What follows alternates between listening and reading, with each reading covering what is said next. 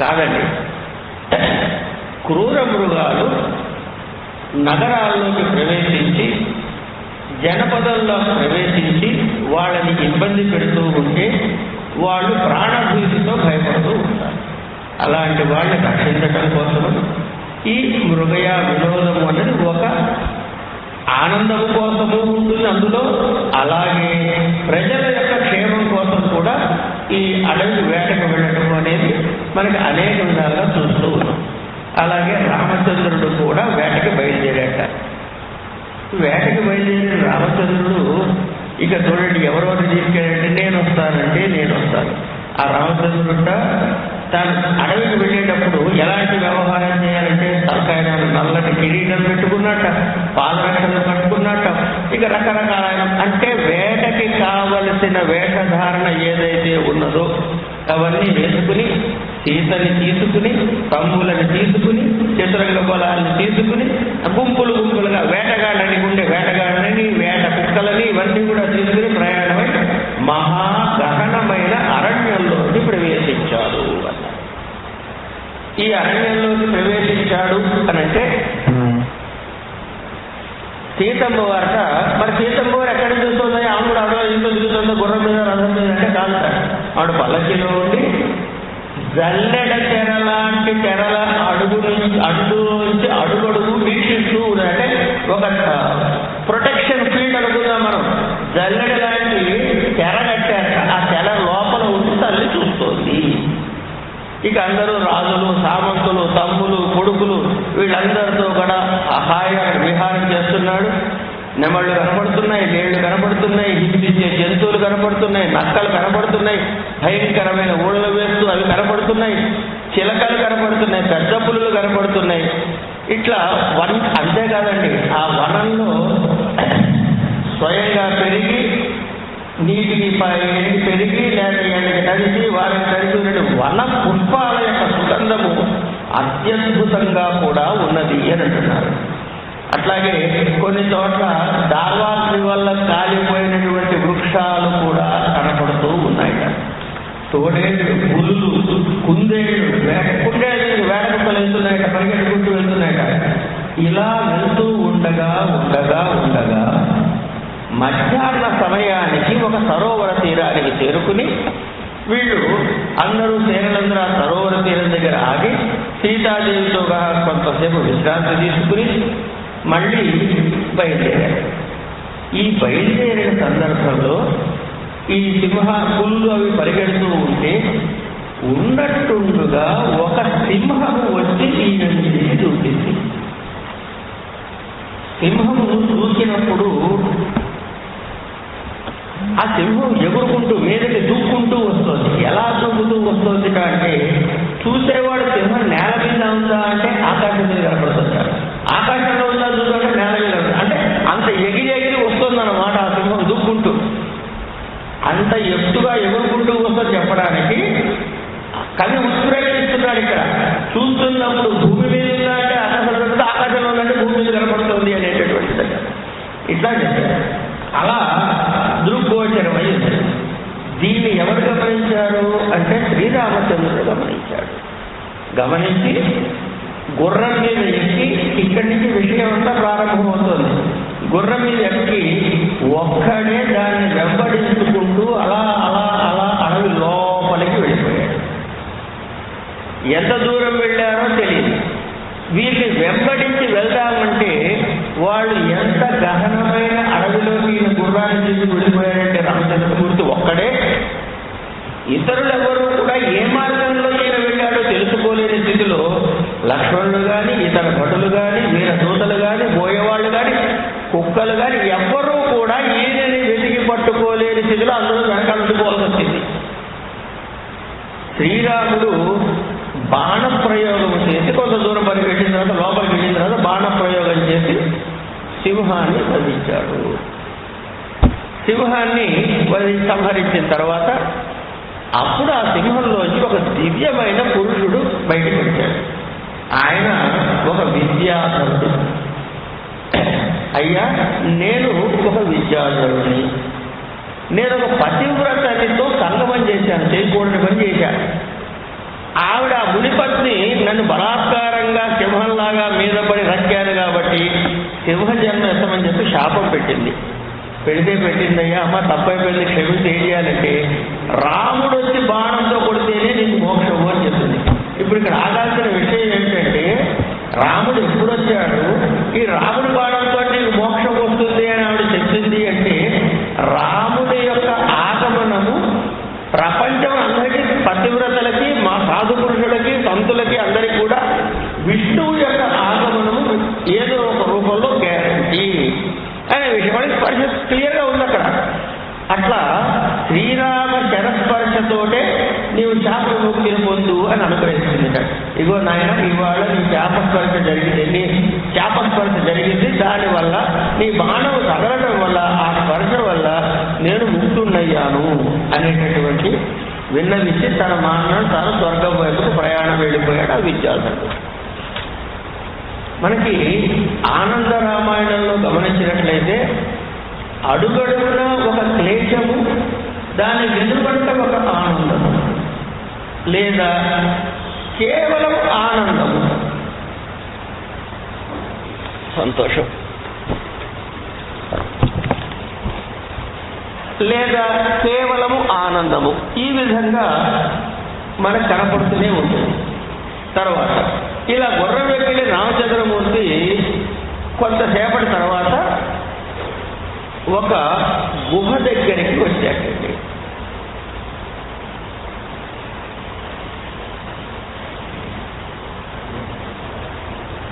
గుహ దగ్గరికి వచ్చాడు.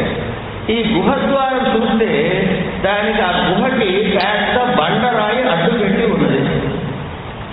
ఆయన తన వింటి యొక్క మొన చేత ఇలా అదిలిస్తే ఆ బండరాయిని తీసేశాడు అంటాడు.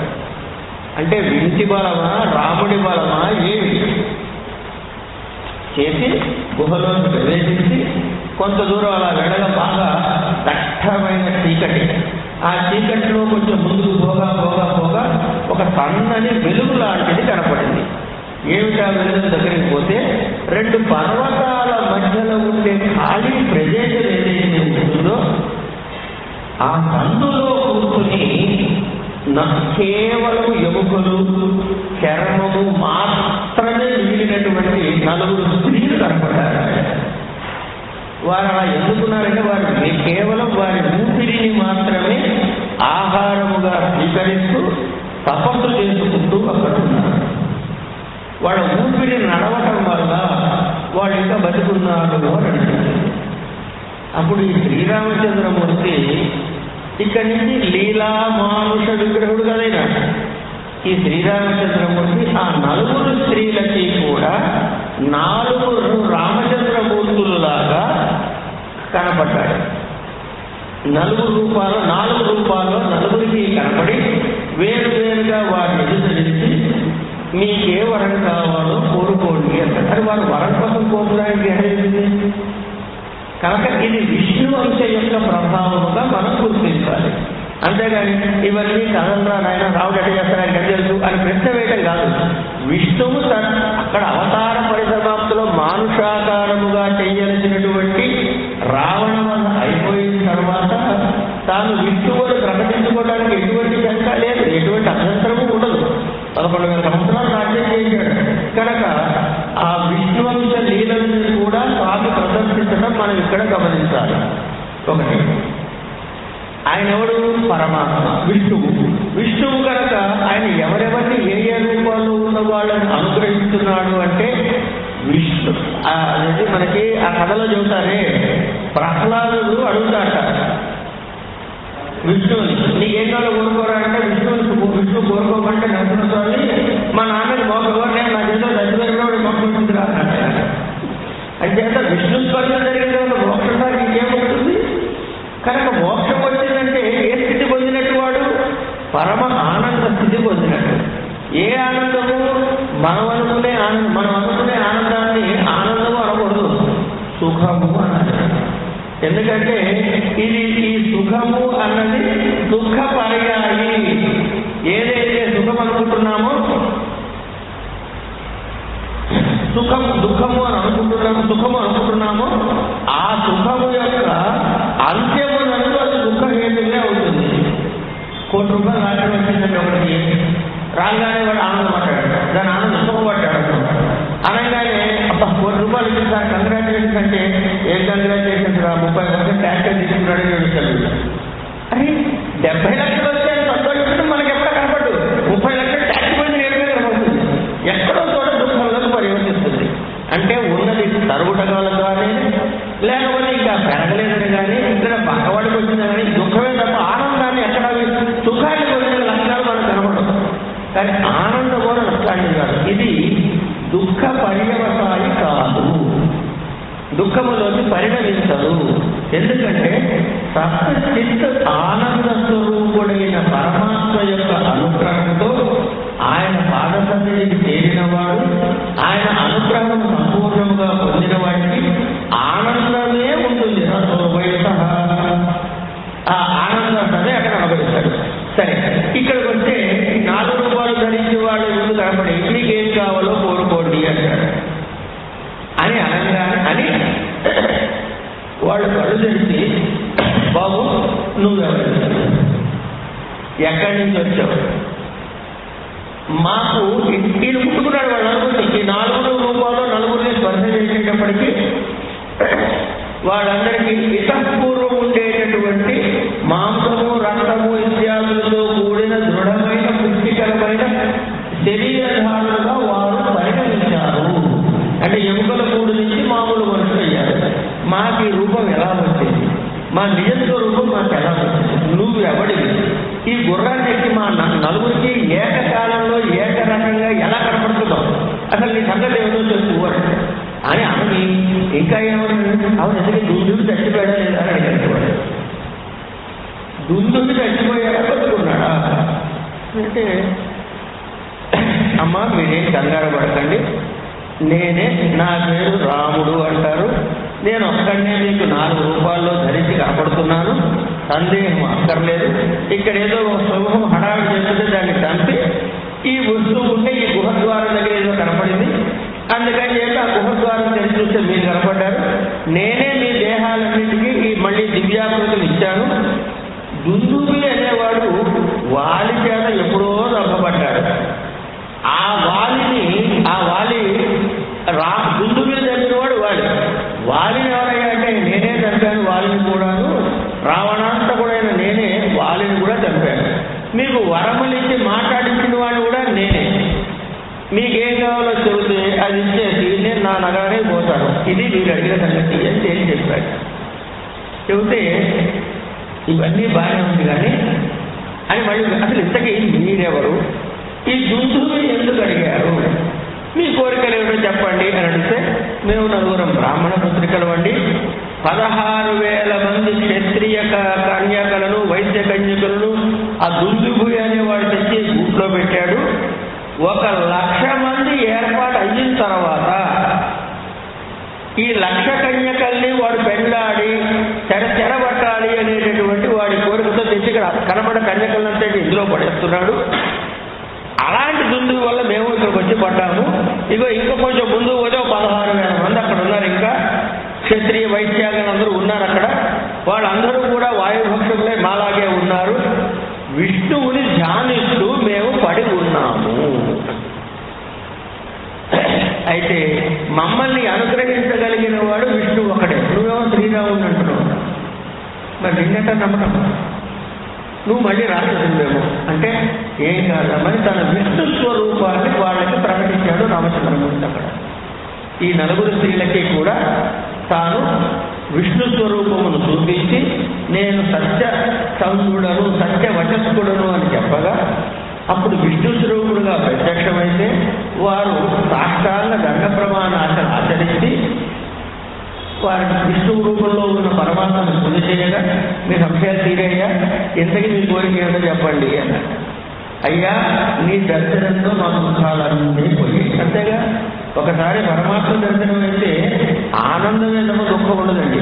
కనుక నీ దర్శనంతో మా దుఃఖాలన్నీ పరిసమాప్తం అయిపోయాయి, అజ్ఞానం కూడా తొలగిపోయింది. ఆయన జ్ఞానస్వరూపుడు కాబట్టి అజ్ఞానం కూడా తొలగిపోయింది. ఇక నువ్వు వేరు వేరు విష్ణు రూపాల్లో ఉన్నావే, శ్రీరాముడుగా ఉన్నావని మా మహారాజు, నేను నీ నిజ రూపంలో చూద్దాం అనుకుంటే తాను శ్రీరాముడుగా ఏకంతుడే కనబడ్డాడు. అప్పుడు స్వామి, మమ్మల్ని గాంధర్వ వివాహం చేసుకో, మీ భక్తులుగా స్వీకరిస్తే, ఎందుకంటే రక్షించేవాడు భర్త, నువ్వు నన్ను రక్షించావు కనుక నేను మమ్మల్ని భర్తగా మిమ్మల్ని స్వీకరించావు మేము, కనుక నువ్వు మమ్మల్ని గాంధర్వ వివాహం చేసుకోవాలి. అంటే ఇవన్నీ కాదు, మీరు ఊడకపోండి, హాయిగా ఉండండి, నేను ఏకపత్ని వ్రతము అనేటువంటి వ్రతినే ఉన్నాను ఈ జన్మములో, ఆ వ్రతానికి ఎట్టి పరిస్థితుల్లోనూ భంగము కలిగినాను. కానీ మీ నలుగురికి కూడా నేను ఒక వరాన్ని ప్రసాదిస్తున్నాను. ఆగామి జన్మలో అంటే కృష్ణుడుగా అవతరించిన సందర్భంలో మీరు మిత్రవింద, నాకినదిని, మద్ర, లక్షణ అనే పేర్లతో ఉండే స్త్రీమూర్తులుగా కలిగి నన్ను భర్తగా పొందుతారు అన్నాడు. ఇక్కడ గమనించినట్లయితే కృష్ణుడికి కృష్ణావతారంలో ఉన్న 8 మంది భార్యలు, 16,000 మంది గోపికలు, అనేక సంఖ్యాకులైన భక్తులు, వీళ్ళందరూ కూడా గత జన్మలలో ఇతర జన్మలలో విష్ణువుని అర్చించి వరమును పొందిన వారే. వారి వరమును పరిసమాప్తి చేయడం కోసము, పరిపూర్ణముగా ఆ వర ఫలమును పొందడం కోసము కృష్ణావతారాన్ని ఎందుకున్నాడు పరమాత్మ. అంచేత కార్యకారణ సంబంధం లేకుండా ఏదీ జరగదండి. ఈ కారణము లేకుండా కార్యము లేదు. కార్యము ఉన్నది అంటే కారణము ఉన్నట్టే లెక్క అని శాస్త్రం అంటారు. కనుక మీ నలుగురిని అలా ఇస్తాను అని చెప్పి మన 17,000 మంది అని అంటాడు. ఈ 16,000 మంది సంగతి ఏమిటయ్యా అంటారు. వాళ్ళ సంగతి కూడా చూస్తాను. ఆ తపస్సు చేస్తున్నటువంటి ఆ 16,000 మంది శ్రీరత్నాల దగ్గర కూడా వెళ్తారు. వెళ్ళిన తర్వాత ఈ 16,000 మంది స్త్రీలకి వరాన్ని ప్రసాదిస్తాడు. ఇక్కడ అంటాడండి,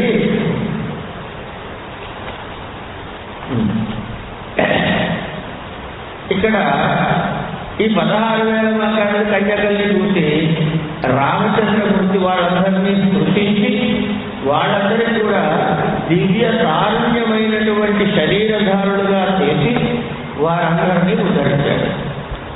ఉద్ధరించిన తర్వాత నీకు ఏ వరం కావాలో కోరుకో అని కోరుకోమంటే ఈ 16,000 మంది కూడా విష్ణు రూపములు ఏకకాలంలో చూసి శ్రీరామచంద్రుడిని ఇన్ని రూపాలు దర్శించి విస్మయం పొంది ఆ శ్రీమన్నారాయణ పరబ్రహ్మమే మా ఎదుట సాక్షాత్కరించాడు అని పరిపూర్ణముగా విశ్వసించి మమ్మల్ని వరించు అన్నారట. సరే, రాముడు మళ్ళీ అదే స్టాండర్డ్, నేను ఏకపత్ని వ్రతుని నేను పెళ్లి చేసుకోను, తర్వాత చూస్తాను. అయితే వీళ్ళు వదిలిపెడతానండి. ఈ 16,000 మంది నెంబర్ పెద్దది కదా, అక్కడ నలుగురే చెప్తున్నారు. ఇక్కడ ఈ 16,000 మంది అట్లా కాదు. వీళ్ళేం చేశారు, బలాత్కారంతోటైనా రాముని పట్టుకోవాలని ప్రయత్నము.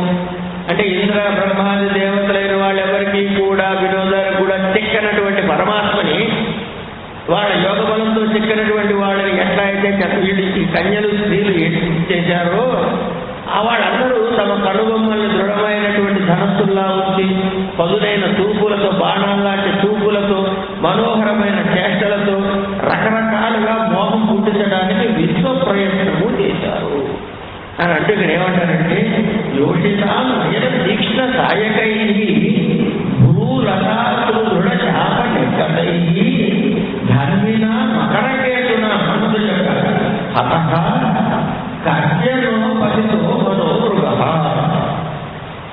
కనుబొమ్మలనేటటువంటి బాణములతో, భ్రూలకలతో వేసేటటువంటి బాణములతో, ఎవరు మన్మధుడు యొక్క బాణములతో ఎవడు పడడయ్యా, ఎవడి మనసు అనే మృగము కింద పడి కొట్టుకోదు అని అంటాడు. అంటే ఎవరినైనా ఈ కన్యలు మభ్య పెట్టగలరు వారి చేష్టితముల ద్వారా అని. అంచేత పురుషుడు ఏం చేస్తాడు, ఎంతవరకు ఆ వలితావినాలు ఉత్సవాలు వాటిలో మనము అందుకునే, కానీ నరులకి దృఢచిత్తము అవసరము. ఆ దృఢ చిత్తమే అతి బలిష్టమైనదై ఉండాలి. వ్రతాది నియమములు వరకు చేస్తూ తన మనసును తాను అదుపులో పెట్టుకోకపోతే ఎవరూ కూడా ఉన్నత స్థితికి వెళ్ళలేరు కనుక అని చెబుతూ, నేను ఇంకా ఈయన చుట్టూ పుడుతున్నాను, వదిలిపెట్టేది రావుణ్ణి అంటే ఆయన ఏమంటున్నాడు, రకరకాల మోహాలు పెడితే ఓటాయన ఇందులో ఏముంది, రకటాలు మాంసం పూలతో ఉన్నట్టు ఈ శరీరాన్ని గురించి నేను మోహపడాలి, దీంతో నాకేం మోహం కలగదు, మీరు ఎంత ప్రవర్తించినా నేను మాత్రము మీకు వశుడను కాదు అన్న కొద్దీ వాళ్ళు మీద పడుతున్నారు. మీద పడుతుంటే ఈయన అదృశ్యమైపోయాడు. రాముడు అదృశ్యం అయ్యాడు. అదృశ్యమైనప్పుడు వాళ్ళు విలపించారటండి. విలపించి, అయ్యా నీవు మమ్మల్ని మోసము చేయటానికి మాయమయ్యావు కానీ నువ్వు మమ్మల్ని చూస్తూనే ఉన్నావు. అసలు వీళ్ళు ఏం చేస్తారో చూద్దామని అదృశ్యుడే చూస్తున్నాడు. వాళ్ళు ఏం చేస్తారా అని పరీక్షించడానికి. నువ్వు ఏకపత్ని వ్రతం అంటే ఏంటి, అసలు ఆ వ్రతం ఏమిటి, దాని ఫలితం ఏమిటి, ఒకవేళ ఏకపత్ని వ్రతమే కలిగి ఉన్నా అది పూర్ణమైందనుకో, ఆ ఫలము ఆ వ్రతం పడితే ఏం చేస్తామంటే వ్రతానికి ఫలితం ఉంటుందిగా, ఏమంటే దక్షిణార్థం చేస్తే నీకు ఫలానా వస్తుంది, లేకపోతే ఇంకో ఏదో కైలాసవారి వ్రతం చేస్తే ఫలానా వస్తుంది అని. నువ్వు ఏకపత్ని వ్రతం పట్టావు, దాని ఫలితం ఉండగా ఇగో ఆ ఫలితమైన దొక్కడం కనుక మాతో పెళ్లి చేసుకోవాలి మొదలెట్టారు. కనుక అది పూర్ణమైంది అనుకోవయ్యా, దాని ఫలం అనుభవించడానికే తగినవాడు అనుకో అని అంటే, ఆ పరబ్రహ్మము యొక్క సాన్నిధ్యానికి వచ్చి రకరకాలుగా బంధములతోటి భుజ పాంచాలను ప్రయోగించి అంటే చేతులతోటి కాళ్ళతో స్వామిని పట్టుకునే ప్రయత్నం చేశారు. ఏకపత్ని వ్రతము కలిగిన నాకు ఇది కుదరదు, మీరు దుఃఖించవలదు. మీరందరూ కూడా వసంత సమయంలో కోకిలలు కూర్చినట్లుగా కృష్ణావతార సందర్భంలో మీకు మీ కోరికలు తీరగలవు అని చెప్పి ఆయన వాళ్ళకి వరమించి ఇక్కడి నుంచి మీకు ఇంకేమీ ఇవ్వను అంటే, అయినా సరే వాళ్ళు నేను ఏమన్నా అనుకో రామచంద్ర, నువ్వు ఏమన్నా అనుకోవయ్యా, కానీ నీవు మాత్రము నన్ను ఉపేక్షించరాదు. ఆ ఉపేక్ష కూడని విషయము అని అంటే ఆయన వారిని నిరాకరించి, ధర్మాత్ములైన వారు ధర్మమును ఎట్టి పరిస్థితుల్లోనూ త్యజించకూడదు. కనుక శాస్త్రములో చెప్పిన విధముగా ధర్మార్థకామోక్షములనే చతుర్విధ పురుషార్థములను సంపాదించుటకు ఏ విధముగా ప్రయత్నించి నడవడిక కలిగి ఉండవలెనో అలా ఉండి తాను పెట్టుకున్న వ్రత నియమములకు భంగము కాకుండా తాను ఉండవలెననేటటువంటి నియమము ఎవరికైతే కలిగి ఉంటుందో వారే ధన్యులు. కనుక మిమ్మల్ని ఈ జన్మలో చేసుకునే అవకాశము లేదు అని రామచంద్రమూర్తి చెప్పాడు.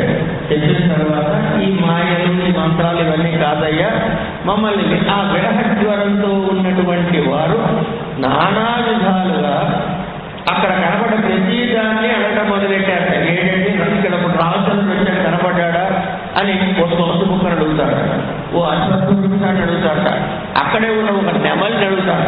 ఇలా అనేకమైన విరహ బాధను వాడు అనుభవించాడు. ఈ అనుభవిస్తూ ఈ స్త్రీలందరూ కలిసి పరమాత్మని స్తోత్రం చేస్తున్నారు కనపడమని. ఇవి 12 శ్లోకాలలో వర్ణించారు. కిం ప్రభో త్వయా జానకీ యదా తేన స్వస్థలం హృదా గౌతమీకర తత్తుతే త్వయా దైవ సోషితం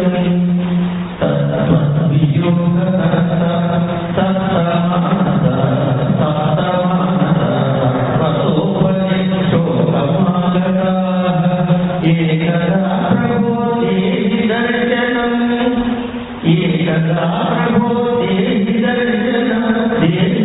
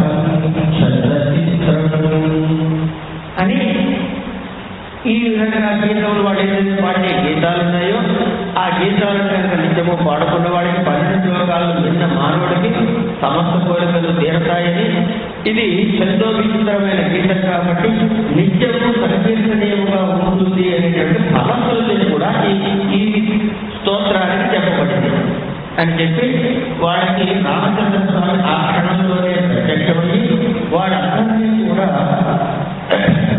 తన యొక్క దివ్య రూపమును సందర్శింపజేసి సంతోషం కలగజేసి తాను అక్కడి నుంచి వెళ్ళాడు. అలా వాడికి 16 ఇక్కడ ఏం జరిగింది అంటే రామచంద్ర స్వామి వాళ్ళతో అంటున్నట్ట, మునుపు వ్యాసుల ఎదుట నేను బహు స్త్రీ సుఖాపేక్ష 16 బంగారు స్త్రీ ప్రతిమలు దానం చేశాడు. అక్కడ నదీ సంగమం దగ్గర అక్కడ ఆనందించిన 16 బంగారు స్త్రీ ప్రతిమలు దానం చేస్తే ఒక్కొక్క దానికి వెయ్యిప్పుడు 16,000 మంది స్త్రీలతో నీకు ఆనందం కలుగుగా కానీ వాళ్ళు ఆచరించారు కనుక ఈ 16,000 మందిని కృష్ణావతారంలో స్వీకరిస్తాను. ఈ అవతారంలో మాత్రం నేను ఏకపత్ని వ్రతమే ఆచరిస్తాను అని చెప్పి తాను ఈ చెప్తున్న సందర్భంలో లక్ష్మణుడు వీళ్ళందరూ కూడా రాముడు వెతుక్కుంటూ ఆ గుర్రం అడుగుదాడు అడుగుకుంటూ పడుకుని మొత్తానికి వచ్చాడు. అప్పుడు మళ్ళీ మనుషుల్ని పంపించి పల్లకీలు అవి తెప్పించి ఈ 16,000 మందిని పల్లకీలు ఎక్కించి రాజ్యానికి తీసుకువచ్చి వారి తండ్రులని వారి చుట్టాలని బంధువుల్ని పిలిపించి ఎవరెవరైతే వాళ్ళని పంపించాడు. ఆ పంపించే సందర్భంలో సీతమ్మ వారు కూడా వారందరికీ వస్త్రాన్ని అలంకరణ ద్రవ్యాలతో సహా అన్ని ఇచ్చి సంస్కరించి పంపించింది అని వీళ్ళెక్కడున్నారు? అడవిలోనే ఉన్నారు. ఈ అడవిలో ఉండి 7 రోజుల పాటు అట్లా అడవిలో చేశారట. ఉండి ఆ 7 రోజుల పాటు అక్కడ మృగయా వినోదం అనమాట. వారి అయిన తర్వాత పిలిపించి మృగయా వినోదం అయిన తర్వాత ఆ ఆడవాళ్ళందరినీ కూడా వాళ్ళ సంస్థలాన్ని పంపించారు. అలాగే ఒకసారి రాముడు సుబాహుడు యొక్క కొడుకు పెళ్లికే మధుర పట్టణానికి వెళ్ళాడు సహా.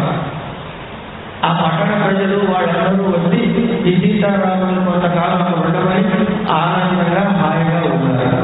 ఒకరోజు రాత్రి కాళింది నది తీరములో చేతులతో కూర్చుని ఆయన ముచ్చటలాడుతూ ఉండగా నది తాను ఒక మానవాకృతిని దాల్చి స్త్రీ రూపములో వచ్చి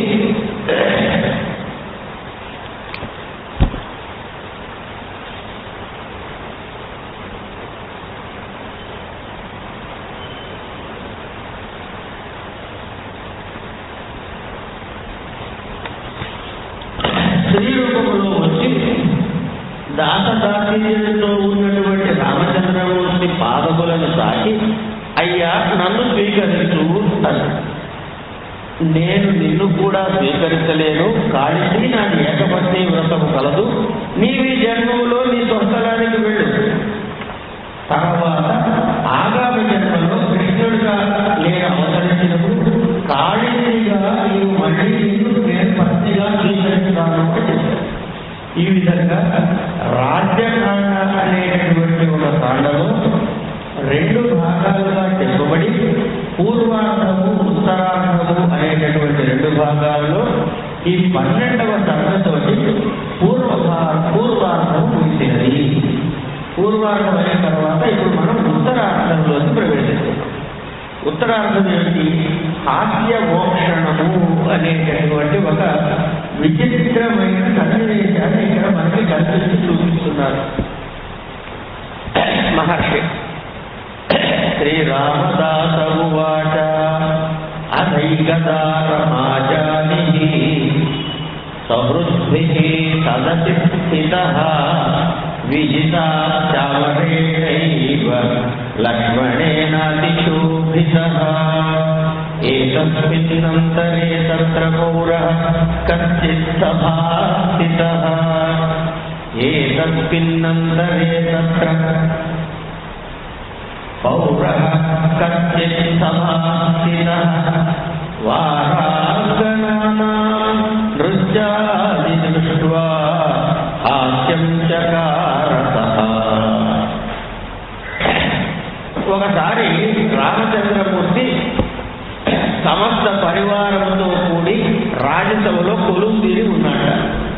అప్పుడు లక్ష్మణుడు వింజామరణతో రామచంద్ర ప్రభువుని వింజామరణతో వింటూ ఉన్నాడు. ఇది ఇట్లా ఉంటే అక్కడ రకరకాల నాగరికులందరూ వస్తారని సభాదేవి జనరల్ అసెంబ్లీ అన్నమాట. ఆ సభాదేవి ఉన్నప్పుడు మంత్రులు, సామంతులు ఇత్యాదులతో పాటు పౌరులు కూడా వస్తారు ఆ సభ చూడటానికి. ఆ వచ్చిన సందర్భంలో అందులో ఒకానొక నాగరికుడు అక్కడ నాట్యము చేస్తూ ఉన్నటువంటి స్త్రీల యొక్క సౌందర్యాన్ని చూసి ఇక్కడ ఏం చెబుతారంటే, ఆ నాట్యము చేస్తున్నప్పుడు వారి శరీరములోని అంగములు వివిధములుగా కదిలి రకరకాలుగా కదలికలను చూసి హక్కును నవ్వాడు. హక్కుమని నవ్వాడు. అది చూసి రాముడికి గతములో జరిగిన ఒక విశేషము గుర్తుకొచ్చింది. ఏంటా విశేషం అంటే, రావణాసురుని చంపాడుగా. ఆ రావణాసురుని చంపినప్పుడు రావణాసురుడికి పత్తలకాయలు కనుక పత్తలకాయలు ఏం చేశాడు, తలకాయని కొట్టాట. కొట్టగానే ఆహా రామబాణం చేత నాకు సద్బుద్ధి కలిగినది. బాణదానంగానే మరి పవిత్రం కావాలి కదా, సద్బుద్ధి కలిగినది కనుక నేను ఇప్పుడు రాముడి పాదాలకి నమస్కారం చేస్తాను అని ఆ శిరస్సు ఎగురుకుంటూ వచ్చే రాముడి పాదాలను కొడుతుంది. ఇట్లా ఒక పాదాన్ని కొడితే, ఒక శిరస్సును కొడితే అది ఎగురుకుంటూ వచ్చి మళ్ళీ రాముడి పాదాన్ని కొడుతుంది. ఎవడి తలకాయ? రావణాసుడి తలకాయ. వాడి తలకాయ ఎలా ఉంది? ఇప్పుడు అతి భీకరంగా ఉంది. అంటే కోరలు, వీరలు, కరాలము, క్రౌర్యముతో నిండినటువంటి ఆ శరీరాకృతితో ఉన్న ఆ తలకాయ ఆనందంతో నవ్వుకుంటూ, ఎందుకు నవ్వుతున్నాయి? అసలే క్రౌర్యంతో ఉన్నాయి కానీ నవ్వడం ఎందుకు? ఆహా మాకు తత్వం వచ్చేసింది, ఇక రాముడి పాదాలే వెళ్ళిపోవచ్చు అని చెప్పేసి ఆనందంతో నవ్వుకుంటూ వచ్చి కాలేకపోతుంది. ఈయనకేమో ఆయన క్రూరమైనటువంటి మోహం కనపడుతుంది. ఈ సన్నివేశం కల్పన ఎట్లా చేశాడో మనం అనుకోవడం. పడుతూ ఉండేటప్పటికీ క్రూరముగా నవ్వుకుంటూ ఆకాశంలోంచి కాళ్ళ మీదకి పడుతున్నవి. దాని మనసులో ఏముందో మనకు అనవసరం. ఈయన కనపడుతుంది క్రూరంగా ఉన్న మొహము, నవ్వుకుంటూ ఇంకా క్రూరంగా కనపడుతుంది.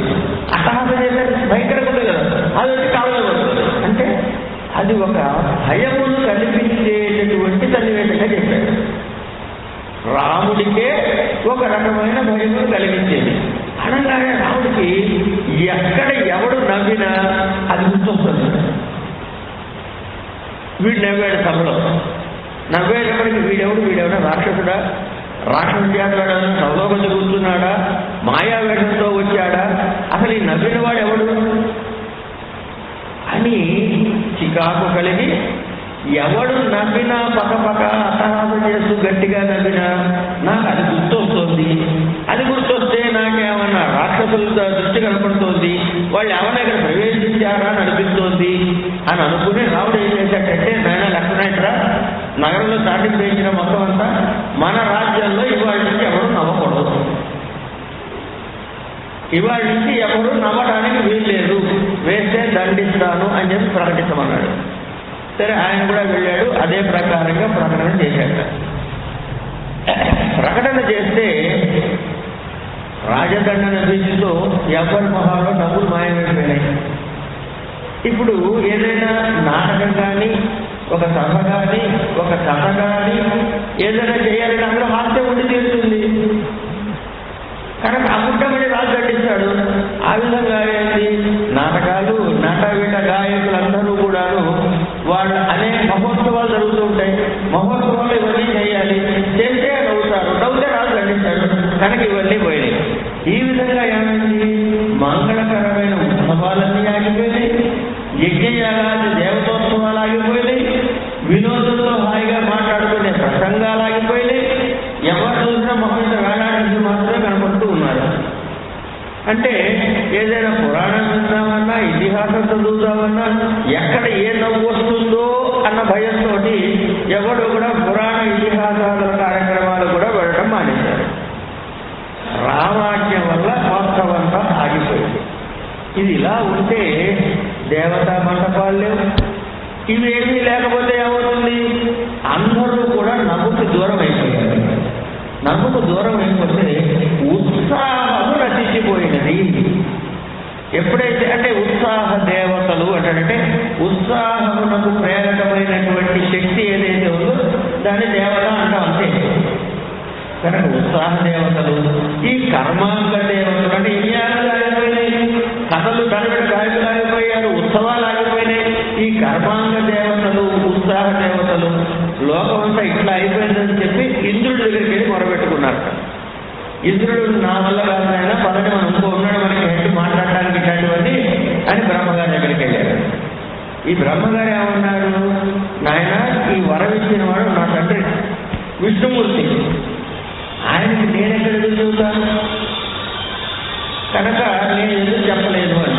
ఎదురు చెప్పనంటే మరి ఎదురు చెప్పాలంటే ఇది లేకపోతే అల్లకొల్లలో అయిపోతుంది.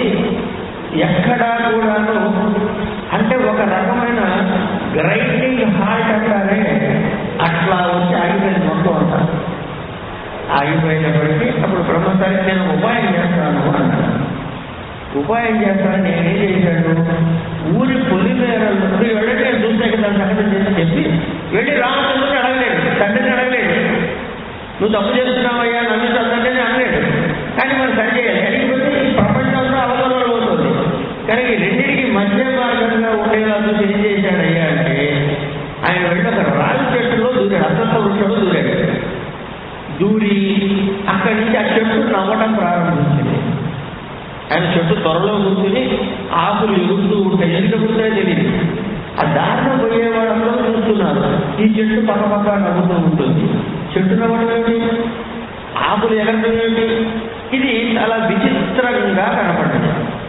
అని కనబడేటప్పటికీ ఆ వచ్చి పోయే వాళ్ళని నవ్వించడం ప్రారంభం చేశాడు. వీడేం చేయకుండా ఈ చేసే జాగ్రత్తగా వాళ్ళ నవ్వు వచ్చేస్తుంది. ఇప్పుడు ఆ దారిన వంటచెల కోసం అడవిలోకి వెళ్ళేవాళ్ళు, వచ్చేవాళ్ళు ఈ రాజు దగ్గర రాగానే అందులో నుంచి వచ్చే నవ్వులు విని వాళ్ళు కూడా నవ్వడం ప్రారంభం చేశారు. ఈ రాజు అక్కడ పైకి కిందకి ఎగరడం చూసి గట్టిగా పక్కపక్క నవ్వడం మొదలెట్టారు. అంటే ఇన్నాళ్ళ నుంచి నవ్వు ఆపుకున్న వాళ్ళకి ఉన్నటువంటి నవ్వడం అలవాటంటే పక్కపక్క నవ్వడం మొదలెట్టారు. ఒకటి చూసి ఇంకోటి, ఇంకోటి చూసి ఇంకోటి, ఇంకోటి చూసి ఇంకోటి నవ్వడం మొదలెట్టారు. ఇలా నవ్వుతూ ఉంటే ఈ కట్టెల గోపు కూడా నవ్వుతున్నాడు అని చెప్పేటప్పటికీ చూసి బంట్రోతు వచ్చి సభలో రావుడికి చెప్పాడు. రావుడి చెప్పి ఎవడయ్యా నవ్విన వాడిని నువ్వు ఎందుకు నవ్వావన్నా అంటే అయ్యా నేనెందుకు నవ్వుతానండి, వాడు నవ్వాడు, వాడు నవ్వగానే నాకు నవ్వు వచ్చిందండి అంటాడు. మరి నువ్వెందుకు నవ్వాడు, నాకు నవ్వు నవ్వుతే నవ్వు వచ్చిందండి అంటాడు. ఇట్లా మొత్తం అందరూ హాయిగా నవ్వడం చూసేటప్పటికీ ఏమైంది అని దూతల వీళ్ళు అసలు ఎక్కడ ఈ నవ్వు ప్రారంభమైంది, నువ్వెందుకు నవ్వావయ్యా, ఏమంటే వాడు నవ్వాడు కాబట్టి నవ్వాడు, అరే నువ్వెందుకు నవ్వావురా, వాడు నవ్వాడు కాబట్టి నవ్వాడు, అరే వాడెందుకు నవ్వాడురా, వాడు నవ్వాడు. ఇట్లా వెళ్ళడం అశ్వత్థ వృక్షం దగ్గర అడిగింది నవ్వు. అశ్వత్థ వృక్షం దగ్గర ఉన్న విషయం వల్ల నవ్వు వస్తుంది. ఆ అశ్వత్థ వృక్షాన్ని కొట్టేసింది అన్నది. ఈ నాకేంటే అశ్వత్థ వృక్షాన్ని ఛేదించేయమన్నాడు. ఛేదించేయమనేటప్పటికీ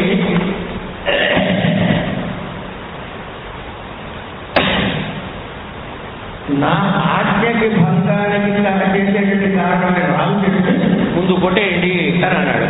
ఒక్కొక్కడిని పంపించాడు, నువ్వు వెళ్ళమన్నాడు. వాడు వెళ్ళేటప్పటికీ ఆ అశ్వత్థ వృక్షం నుంచి రాళ్ళు విసిరి వాడు పడతారు, ఎవరు దగ్గరికి రానివ్వట్లేదు అశ్వత్థ వృక్షం. ఇక పరిగెత్తుకు వచ్చి రావడం చెప్పాడు, అయ్యా మేము వెళ్తే కొట్టనివ్వట్లేదండి అని.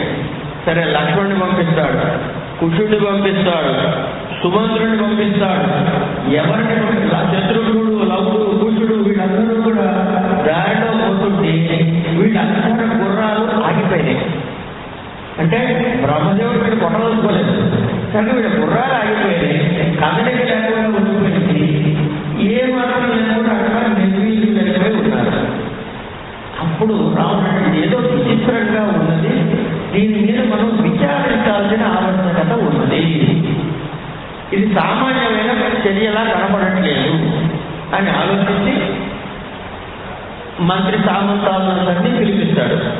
పిలిపించి ఈ కారణం ఏమిటి ఉంటుంది అని పురోహితాదులందరినీ పిలిపించి వారికి సంప్రదింపులు చేస్తుంటే, అయ్యా ఇవన్నీ నేను చెప్పను, నీ కథ నాటాడే వాల్మీకి ఆయన చెప్పగలడేమో ఆయన చూపించండి అన్నాడు. సరే, అప్పుడు వాల్మీకి వచ్చి, నాయన నీకు తెలియని విషయం కాదు, నువ్వు నాతో చెప్పిస్తానని చెప్పి నువ్వు ఇట్లా అంటున్నావే కానీ అని వివరాలన్నీ చెబుతూ వచ్చి, ఏ ఆనందంని ఆపేస్తే ఆ ఆనందాన్ని, వినోదాన్ని, సాంస్కృతికోత్సవాలన్నీ నిలిచిపోయాయి. ఎక్కడ ఆనందం అన్నది లేకుండా పోయేటప్పటికీ ఇలా ఓ సంవత్సరం దరిదాపులు గడిచేటప్పటికీ ఉత్సాహ దేవతలు, కర్మాంగ దేవతలు, లోకపాలకులు ఇంద్రుడి దగ్గరికి వెళ్ళారయ్యా. ఆయన ఏమన్నా బ్రహ్మచర్యంలో మొరబెట్టుకున్నారు. ఆ బ్రహ్మగారు ఏమన్నా ఇప్పుడు వచ్చి ఇక్కడ ఇలా చూస్తామని చెప్పి ఇలా పెట్టాడు. అందుకని ఆయన బ్రహ్మగారు రావి చెట్టులో ఉండి ఇవన్నీ ఆడిస్తున్నాడు. ఆ బ్రహ్మగారే రాళ్లతో కొడుతున్నాడు అన్నాడు.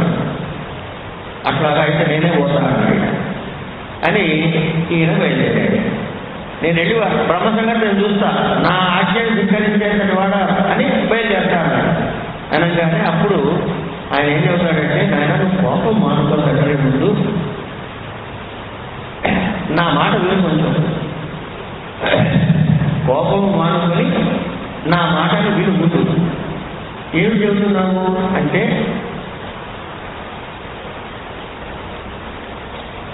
ఈ హాస్యములు ఎందుకు నిరాకరించారు, ఈ సుఖస్వరూపం ఎక్కడిది అని నీ చరిత్రము నేను విస్తారముగా రాసి ఉన్నాను కదా, నీ చరిత్రము నేను విస్తారముగా రాసి ఉన్నాను కదా అని మళ్ళీ ఆనంద రామాయణము రాయడానికి వచ్చిన సందర్భమును, అది ఏ విధంగా ఎన్ని అవార్డుగా రాశారో ఈ వివరాలన్నీ కూడా 100 కోట్ల శ్లోకములతో వర్ణించిన ఆనంద రామాయణము ఈ వివరాలన్నీ చెప్పుకుంటూ వచ్చి, నాయన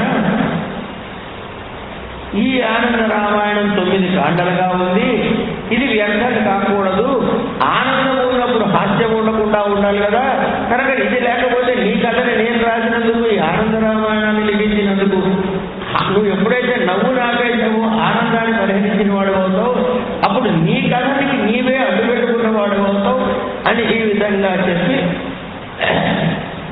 నేను నీకు పరిహారం చెబుతాను. ఎవరికైనా బాగా నవ్వు వచ్చిందనుకో భయంకరంగా నోటికి గుడ్డ అడ్డు పెట్టుకుని నవ్వమని చెబుతావు. కనుక నవ్వినట్టు నీకు తెలీదు, నవ్వు వాడు ఆపుకోలేడు అని నోటికి అంటే ఏంటంటే మనకి బోధ ఏంటంటే 10 మందిలో నవ్వుతే నాయన నోటికి గుడ్డ అడ్డు పెట్టుకుని నవ్వమని చెప్పాడు. అది సింపుల్ తాత్పర్యం. ఇలా చెప్పి బ్రహ్మని బయటికి వచ్చి ఆయన కాళ్ళని కూడా క్షమాపణ వేడి అశ్వత్థ వృక్షం నుంచి బయటికి వచ్చిన తర్వాత బ్రహ్మగారిని క్షమించి ఇదిగో ఆయన చెప్పిన పరిహారం ప్రకారంగా నవ్వుకునేందుకు మళ్ళీ అనుమతిని ప్రసాదించాడు శ్రీరామచంద్రమూర్తి. ఇట్లా అందరినీ ఉద్ధరించామయ్యా అని చెప్పి స్తోత్రం చేయడం. తర్వాత వాల్మీకి జననము మంత్ర వర్ణనము అనేటటువంటి 14వ సర్గలోకి మనం ప్రవేశించాము. ఈనాటి సర్గల్లో ఇది ఈ సర్గతో మనం ఈనాటి కార్యక్రమాన్ని ముగించుకుంటాం అని ఈ రామదాసు చెబుతున్నాడు.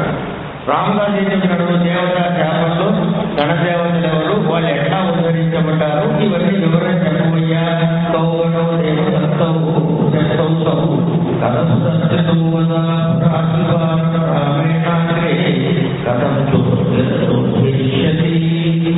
అని నారాయణ స్వామి నీ వివరాలన్నీ చెప్పబోయ్యా అని అడిగితే, అశ్విని దేవతలు ఐరావణులుగా పాతాళంలో అవతరించటము, వరదానం వల్ల రామహస్త నుండి సంహరించబడటము, ఇట్లా అనిశ్చయుడు అనేవాడు హిరణ్యాక్షుడై, విజయుడు అనేవాడు హిరణ్యకశిపుడై, ఈ రాముడు వరాహమూర్తిచే హిరణ్యాక్షుడు సంహరించడం, నారసింహలీల ప్రదర్శిస్తూ హిరణ్యకశిపుని సంహరించడం, ఇట్లా జయ విజయుల యొక్క మోక్ష కారణాన్ని హిరణ్యకశిపుడుగాను వీరిని వధించడము, ఈ వివరాలన్నీ చెప్పుకుంటూ వచ్చి వాల్మీకి తన యొక్క పూర్వజన్మ వృత్తాంతాన్ని 3 జన్మల వృత్తాంతాన్ని కూడా ఆయన వివరంగా వర్ణిస్తాడు. వర్ణించి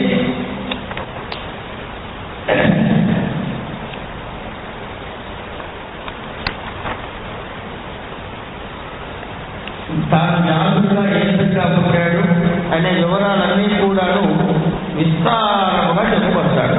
చెప్పుకొచ్చిన తర్వాత ఇందులో ఈ కథలో ఉన్నటువంటి ఈ అధ్యాయంలో ఉన్నటువంటి ప్రధానమైన విషయాన్ని మనం చెప్పుకుని తీరాలి. అందుకని ఆయన వాల్మీకి జన్మ వృత్తాంతాన్ని ఒక పక్కన పెట్టుకుని సరస్వతీదేవి భర్త అంటే బ్రహ్మదేవుడు రామచంద్రుని శ్రీరామ ఆనంద స్వరూపుడైనటువంటి నీ చరిత్ర ఏంటి అని అడిగితే ఆయన ఏ శబ్దము పలికినా అందులో మొదటి చివరి అక్షరములు అంటే అకారాలు షకారాంతములైన 50 వర్ణాలే ఉండాలి.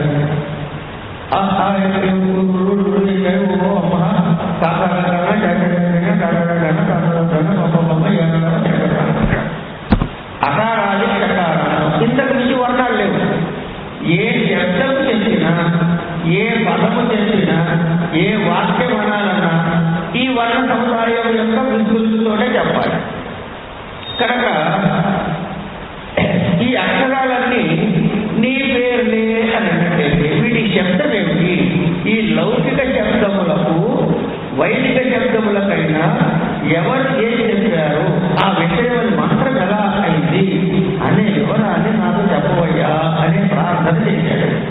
చేస్తూ చరాచరాణం సర్వేషాం యాని నామాని తాని తేషు వర్ణ పర్వతే పరత్వేన నామాన్యస్య వదామితే సంక్షేపాచ్చ పంచసహస్రాణి పంచాశతాని శృణ్వంతు సజ్జనాః. ఓం అనంతానందమయశ్చేష్ట ఊర్త ఫలప్రదః. ఇవన్నీ కూడా ఫలప్రదమైనటువంటివి. ఈశ్వరస్య తదోత్కృష్టం ఉత్వరేతాంబరః రూయుషట్టయశ్చైవ రూపకశ్చ ఏవ చ ఐశ్వర్యదశ్చోజనశ్చ తథైవౌదార్యసంజురః అంతరాత్మచార్తగర్భస్తథైవ కరుణాకరః ఖడ్గీ జగతిశ్చైవ. నేను ఈ శ్లోకాలు చదువుతున్నప్పుడు మీరు ఇక్కడ గమనించాల్సిన విషయం ఒకటి. కరుణాకరః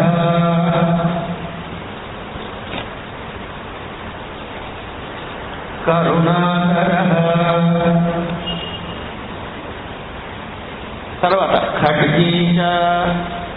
శేఖర్కి ఆయన పేపర్లు ఇచ్చేసి వెళ్ళిపోకున్నాడు. ఖడ్గీచ గదిరశ్చైవ ఘనశ్యామ తథైవ చ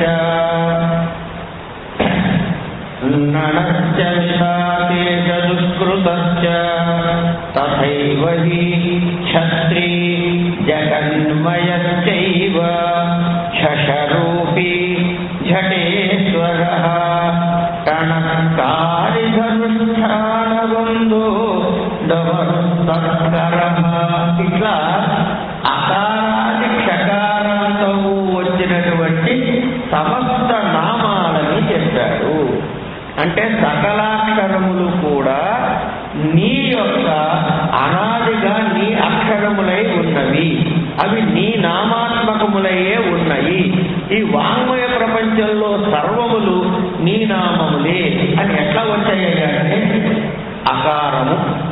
అకారము అంటే శ్రీరాముడి నామాలు ఈ అక్షరాలతో ఎలా వచ్చాయి? అకారము. అనంత అంటే అంతము లేనివాడు. అంతము లేనివాడు అనడానికి అకారము. ఆనంద అంటే సత్య సుఖ స్వరూపుడైన వాడు. ఇష్టాపూర్తి ఫలప్రద అంటే ఇష్టాపూర్తి కర్మలను ఇష్టవాడు. ఇష్టాపూర్తి అంటే అవన్నీ కూడా యజ్ఞయాగాలు ఇష్టాపూర్తములు అని చెప్పి యజ్ఞయాగాదుల్లో ఉండే ఉపాసములుగా చేసే కొన్ని ఇష్టులు. ఈశ్వర. ఈశ్వర అంటే సర్వమునందు ఈశశక్తి కలిగిన వాడు. ఈశశక్తి అంటే ప్రభుత్వము. వాటి యందు సమస్తములైనటువంటి విధములుగా అధికారము తనదిగా చేసుకున్నవాడు ఈ అనే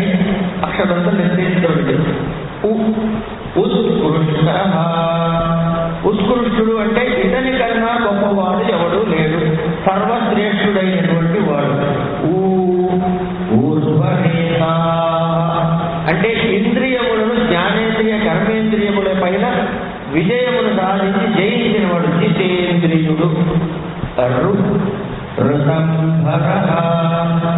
ఋతంభర అంటే ఋతం అంటే సత్యము.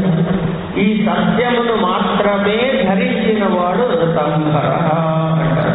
ఈ ఋతంభర శక్తి ఏదంటారంటే సత్యమును ధరించిన వాడు అని మనకి యోగ శాస్త్రంలో కూడా, పతంజలి యోగ సూత్రాల్లో కూడా ఈ ఋతంభర శబ్దము కలిగిన వాడు అంటే ఈ స్థితి కలిగిన వాడు, జితేంద్రుడైన వాడు, ఆ యోగి ఋతంభర స్థితిలో ఉంటాడు అని చెప్తారు.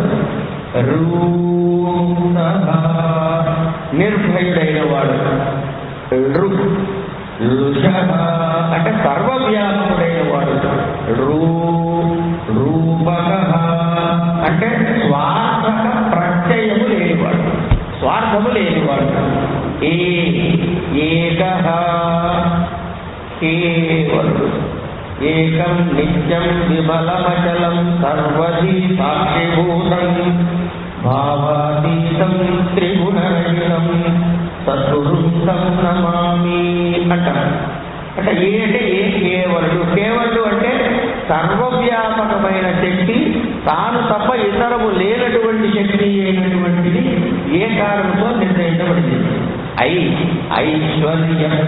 ఐశ్వర్యద అంటే ఈశ్వరత్వం కలిగిన వాడు, తనని నమ్మిన వాడికి సంపదను ప్రసాదించేవాడు.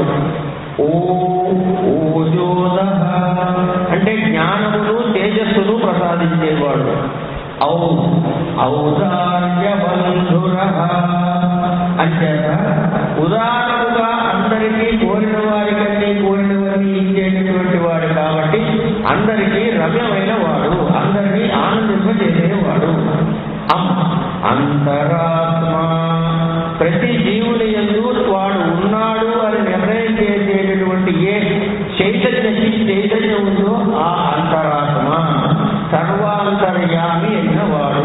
కన్ను, ముక్కు, చెవు, కాళ్ళు ఉంటే పంచభూతాత్మైన శరీరం ఉన్నట్లయితే అందులో ఈ అంతరాత్మ ఈ చైతన్యము లేకపోతే అవి కదలలేదు, మెదలలేదు. కనుక చైతన్యవంతమైతే శివము, చైతన్య రహితమైతే వికారం పోతుంది. కనుక ఆ అంతర్యామిత్వం లేని పరిస్థితుల్లో అది చకారంతో మొదలెడుతుంది ఆ పదం. కనుక అందరిలో ఉండే చైతన్యం ఏదైతే ఉందో ఆ అంతర్యామి. అహహ అర్థగర్భ సమస్తమైనటువంటి విషయములు అంటే అర్థం ఏంటంటే ప్రపంచము అని అర్థం. జగత్తుని కనపడే దృశ్యమానమైన ఈ సమస్త జగత్తుని విషయము అని అది ఆయన గర్భమునందు కలదు. కరుణాకర కారుణ్యమే స్వరూపముగా కలవాడు. అంటే కారుణ్య స్వరూపుడు అని ఎందుకు అనుకుంటున్నామంటే మీరు ఏ గ్రంథమైనా తీసుకోండి, ఆ మొత్తం తీసుకోండి. అక్కడ ఏం చెబుతాడు? పరీక్షితుని సుఖమహర్షి రాగానే పరమ కారుణ్యుడైనటువంటి సుఖమహర్షి అక్కడికి వచ్చాడు అంటాడు. లేదా ఇంకోటి ఏదో చెబుతున్నప్పుడు కరుణామూర్తి అయినటువంటి పరమాత్మ ఇలా చెప్పాడు అంటాడు. ఈ కారుణ్య శబ్దం వల్ల ఇదేమిటంటే ఇక్కడ ఎవరిని ఉద్ధరించదలుచుకున్నాడో పరమాత్మ, ఆ పరమాత్మ ఉద్ధరించదలుచుకున్న వాడి అర్హతని పరిశీలించడు. అంచేత మనకి అర్హత ఉన్నదా లేదా అనేది కాదు, ఆయన కరుణ కలిగిందా లేదా అన్నది ప్రధానం. కనుక ఆయన కరుణ కలిగితే ఎట్టివాడైనా ఉద్ధరించబడుతుంటాడు. ఆయన కారుణ్యానికి నోచుకోకపోతే ఎంత గొప్పవాడైనా అసంపదనాన్ని పొందుతాడు. కనుక కకారము దాని ఖడ్గి నందకము అనే ఖడ్గము ధరించిన వాడు. గతి దహ గకారము గతి దహ అంటే సద్గతిని ప్రసాదించేవాడు. ఘనశ్యామ మేఘం వంటి శరీరం కలవాడు. అంటే వేణునాదామృతమును పానము చేయువాడు. చకిత పాపములను తొలగించేటటువంటి శక్తి సంపన్నుడు. శస్త్రము కలవాడు. జగన్మయ విశ్వమునంతా సర్వవ్యాపకుడైన వాడు.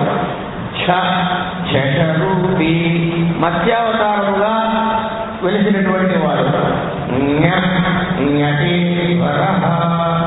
ఞకారము అంటే బలి వర్గము, నందిని ఎన్ని తిరిగేటటువంటి వాడు. ధనువు టంకారము చేసేటటువంటి ధనుస్సును ధరించినటువంటి వాడు.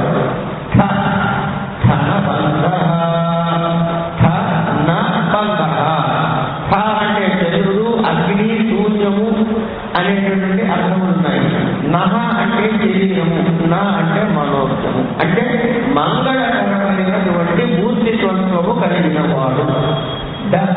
డమరమును చేతబోలినవాడు. రాముడి మాట్లాడుతున్నప్పుడు డమరమును చేతబోలినవాడు గమనించాల్సిన విషయం. అంటే శివకేశవాదేశాన్ని మనకి ఇక్కడ దర్శింపజేస్తున్నారు.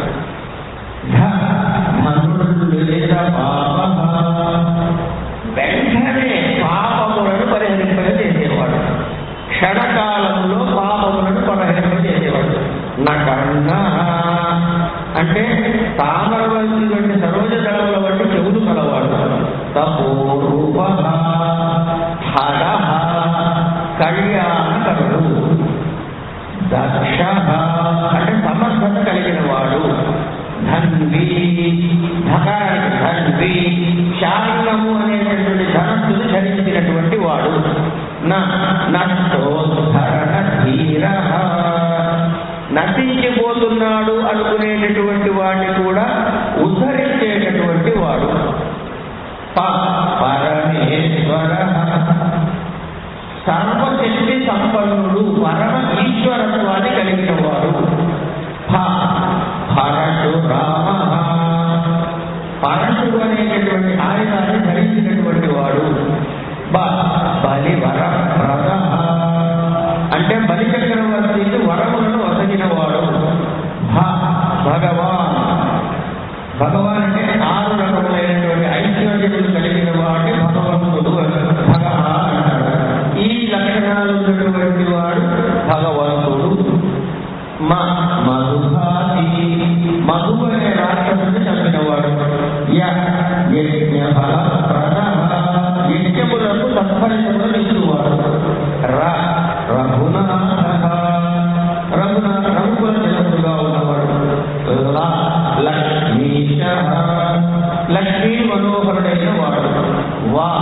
వరిష్ఠ అందరికన్నా సర్వశ్రేష్ఠుడైనటువంటి వాడు.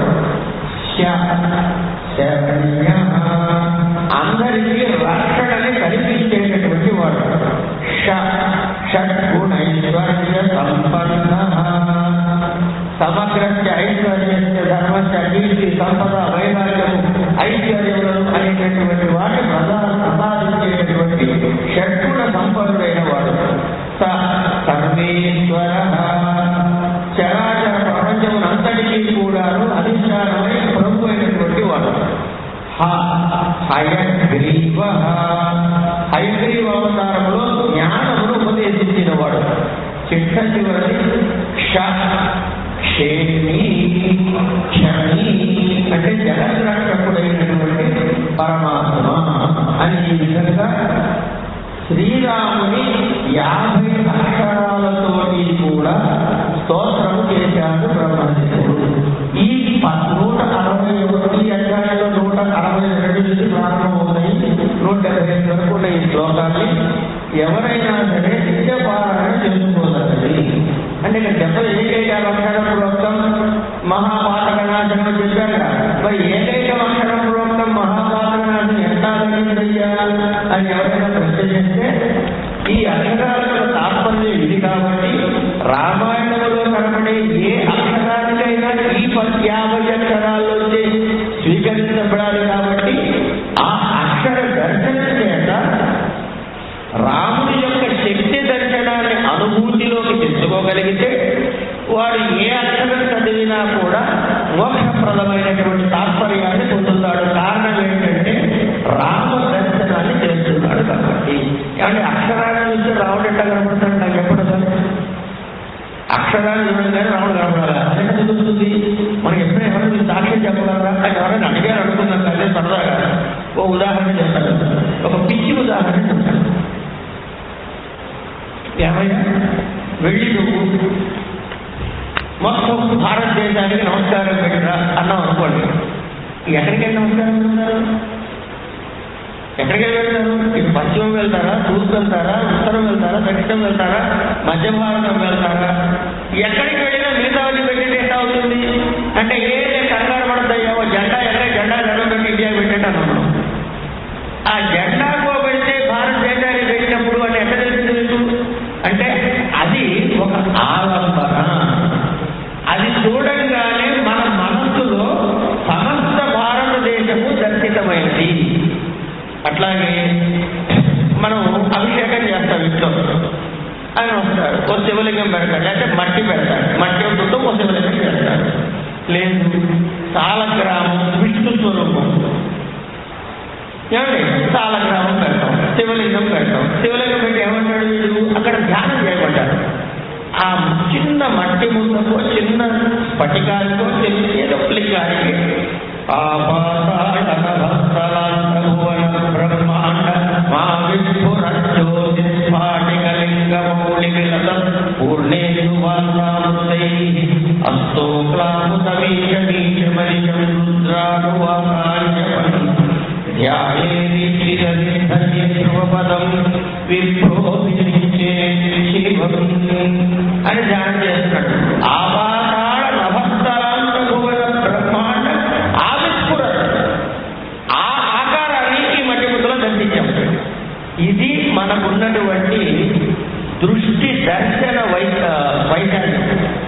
అలాంటి వైశాల్య దృష్టితో కనబడ ప్రతి అక్షరములో కూడా రామదర్శనం ఎలా చెయ్యొచ్చు అనేటటువంటి అద్భుతమైనటువంటి స్తోత్రంతో 14వ సర్గని రాజ్యకాండలోని 14వ సర్గని కూడా పూర్తి చేసుకున్నట్టుగా భావిస్తూ యథామతి తెలిసినంతలో తెలిసినంత, తెలియని దానిలో తెలియనంత, తెలిసి తెలియని దానిలో తెలిసి తెలియనంత తెలిసినట్టు చెప్పుకున్నాం. నేను చెప్పిన అంశాల్లో కానీ తాత్పర్యంలో కానీ భావ వినిమయంలో కానీ దోషాలుంటే పరమాత్మ క్షమించి రక్షించుగాక, అందరికీ మేలు చేయుగాక. లోకా సమస్త సుఖినో భవంతు, స్వస్తి సర్వేషాం సన్మంగళాని భవంతు అని అనుకుంటూ ఈనాటి ఉపన్యాస కార్యక్రమాలు ప్రవచనాలని ఉపన్యాసాలని లేకపోతే చర్చ సంచారానికి విరామం కల్పిస్తూ ఇవన్నీ పూర్తి చేసుకుంటాం. మిగతా కళాభాగం రాజ్యకాండలో కొంత భాగం ఉంది, అది తర్వాత మహానుభావం చెబుతారు. స్వస్తి.